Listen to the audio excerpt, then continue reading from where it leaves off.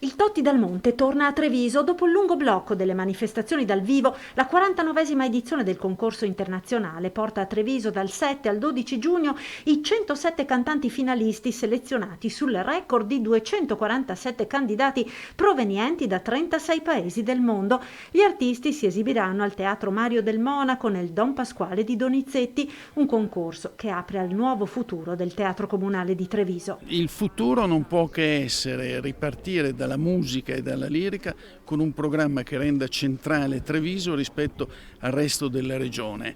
Naturalmente musica e opera lirica che rispecchino la storia di questa regione. Alla presentazione del Totti dal Monte anche il nuovo direttore artistico dello Stabile del Veneto per la prima volta al Teatro del Monaco. Sarà un punto centrale dell'attività del Teatro Stabile Veneto per quanto riguarda la lirica e per quanto riguarda la lirica di tradizione, alle quali attingere con